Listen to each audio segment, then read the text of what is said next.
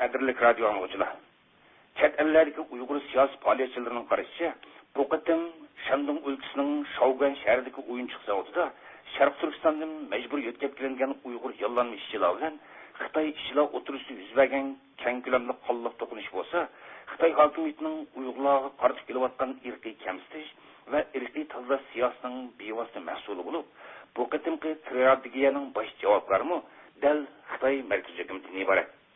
Bir qancha yildan buyon xalqaro kishi huquq tashkilotlari va chet ellik siyosiy kuzatuvchilarmi Xitoy hokimiyatining ishinchi emgak kuchlarining boshqa yurtlarga yuzlantirish degan niqob bilan Uyg'ur qiz yigitlarining keng ko'lamda ichki o'lkalarga majburiy ishlamchilik evakuatsiyasining bo'lsa, Uyg'urlarga qaratilgan irqiy tozalash harakatining muhim tarkibiy qismi ekanligini, agar Xitoy hokimiyati bu xil g'ayri inson siyosatini to'xtatmagan taqdirda ig'ir siyosiy oqibatlarning kelib chiqadiganligini ta'kidlab kelgaydi.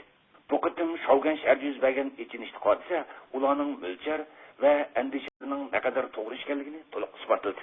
Bu qonliq voqea haqida vatan ichi va sirtidagi Uyg'urlarning eng qattiq nafratini qo'zg'agan ikki nuqta bo'lib, biri Xitoy hokimiyatining ichinishli holda o'ldirilgan va yaralangan Uyg'urlarga tutgan parvosizlik va ma'nusizlik pozitsiyasi edi. Voqea yuz bergandan buyon Xitoy markaziy hukumati u yoqda tursin, hatto biz Xinjiangdagi har millat xalqining vakili ularning baxsh sodiq uchun xizmat qilyapmiz deb nomussizlarcha davron qilib kelayotgan atalmish Xinjiang Uyg'ur Abdul Rayli xalq hukumati va uning raisi Nur Bakrimi qilini tavritib qo'ygani yo'q.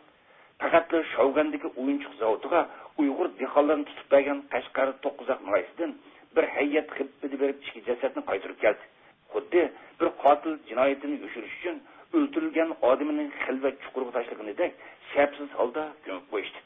Voqea yuz bergandan buyon Sharq Turkistondagi Xitoy matbuotlarida bu vaqtda kishilarning ko'ziga chiliqmaydigan bir bo'lingda nihoyat kichik bir xabar e'lon qilindi. Bu xabardami Uyg'ur degan kalima tilga ilinmagan. Faqatla Xanzu ishchilar bilan Xinjianglik ishchilar o'rtasida to'qinish yuz berdi deyilgan. Mumkin bu qonliq strategiyani Sharq Turkiston xalqidan yo'shirishga, buni odatga ahamiyatsiz bir hodisa qilib ko'rsatishga tirishgan edi. Texmi rezil tarafi shuki, Sharq Turkistondagi butun Xitoy matbuotlarining Shaugan voqeasi yuz bergan kuni, yana 6-oyning 26-kuni e'lon qilgan eng asosiy xabar bo'lsa, Gansu o'lkasidan Xinjiangga 500 ming ishchi kelmoqchi degan mavzudagi xabar edi. Mazkur xabarda Gansu o'lkalik hukumatining o'z o'lkasidagi ishinchi emgak kuchlari va ishsizlik masalasini hal qilish uchun bu yillik paxta mavsumida Sharq Turkistonga 500 ming nafar Xitoy ishchi avatishga hozirlanayotganligi. Gansu o'lkasidan bu rayonga 2006-yili 420 ming nafar ishchi kelganligi. 2007 va 2008 yillar bo'lsa 20 milliondan oshganligi. Abdul Rayli partkom va xalq hukumatining Gansulik Xitoy ishchilarini qizg'in kutilish uchun hozirlanayotganligi bayon qilingan edi. Undaqda bu qatim Shaugan shahrida Xitoylardan tayoq qo'ymoq yegan Uyg'urlar kimlar edi? Bular Xitoy hokimiyati tomonidan terg'ili yeri, qilg'ili ishi yo'q, ishinchi emgak kuchlari degan nomda Shaugan shahridagi o'yinchiq zavodiga majburiy evatilgan bichara Uyg'ur dehqonlar edi. Bir taraf qarsangiz siyosiy va qonuniy besim, iqtisodiy jazo va ta'didlar bilan yurt makonlaridan haydalib, Xitoyning ishki o'lkalariga qul malayliq evatilayotgan 100 minglagan Uyg'urlar.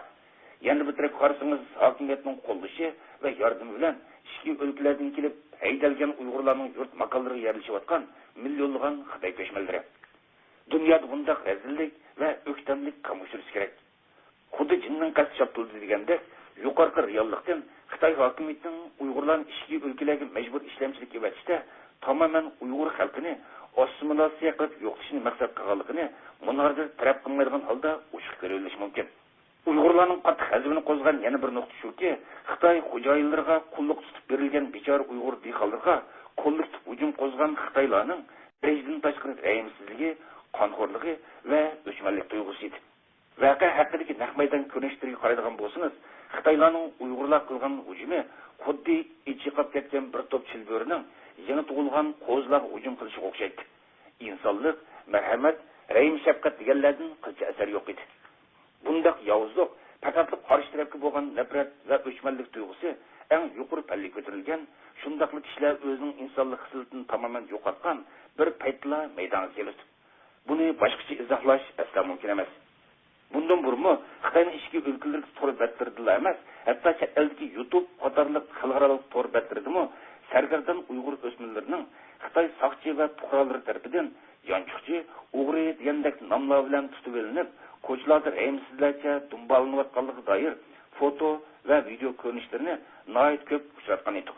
Hatto bu ko'rinishlarning ichida 5-6 yoshlik Uyg'ur o'smirlarining Xitoylar tarafidan tutqunlari bog'lanib, mush, tepik va shapaloqlar ichida ichinishli chiqarib jon talashayotganligiga doir dahshatli manzillarmi bor edi.